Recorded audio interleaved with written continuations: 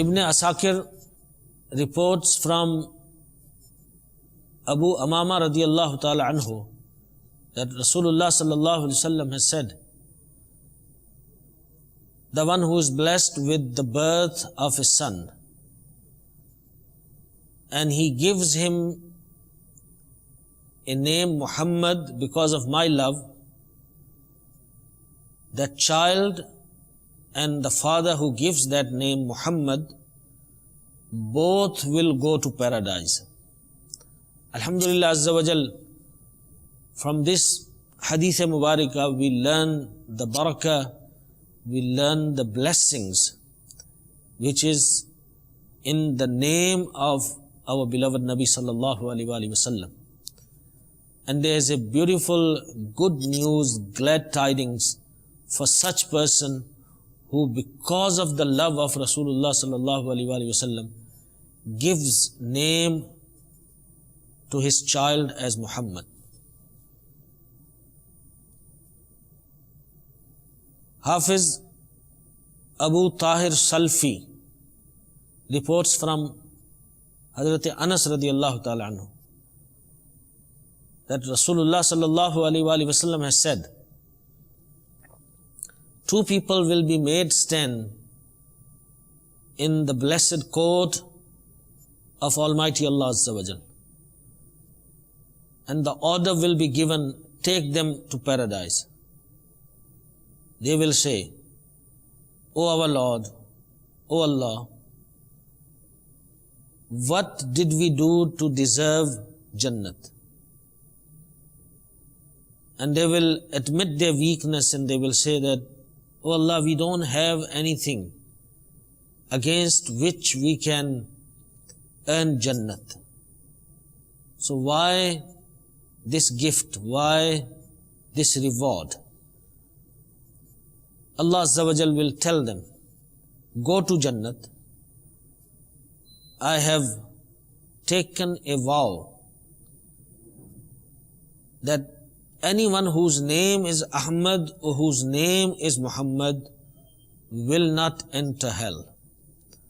Alhamdulillah Azza wa Jal, from this Hadith Mubarakah we learn this beautiful glad tidings and the good news that people who give the name Ahmad or Muhammad to their children because of the love and the reverence of our beloved Nabi sallallahu alaihi wasallam, they will be put in Jannatul Firdaus, providing that they died with Iman.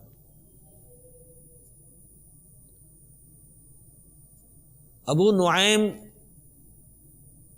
reports in Hulya from Nabit bin Sharit radiyallahu ta'ala anhuma that Rasulullah sallallahu alaihi wasallam has said that I swear by my honor and by my majesty, the one whose name is kept after your name, O beloved, I will not punish him.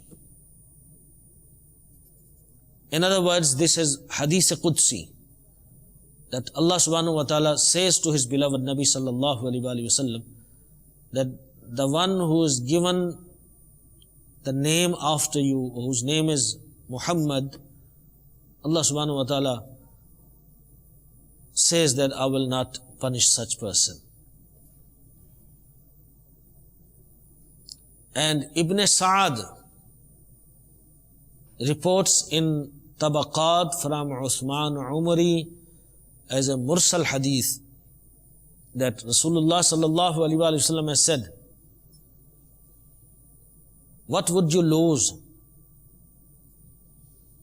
if one has in his home one Muhammad, two Muhammads, or three Muhammads? In other words, that if you want to keep the name of first child Muhammad and then Allah blesses you with another son and you keep his name Muhammad as well, then Allah subhanahu wa ta'ala blesses you with the third son and you keep his name Muhammad as well.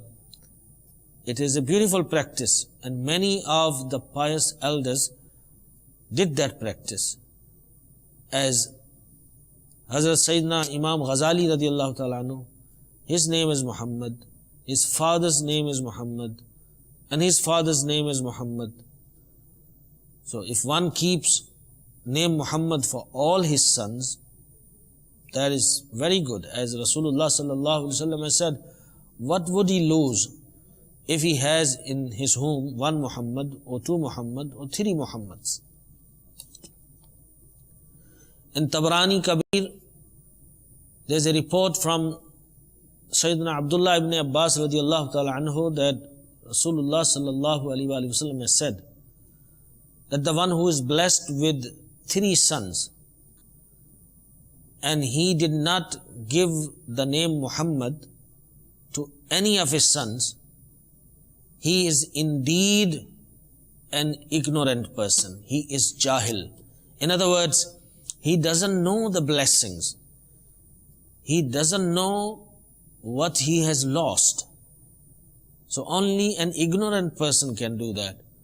Person who is blessed with the knowledge and he understands the virtues and the benefits of giving name Muhammad to at least one of his sons, then he would take that blessing and would not deprive himself and his child from this blessing.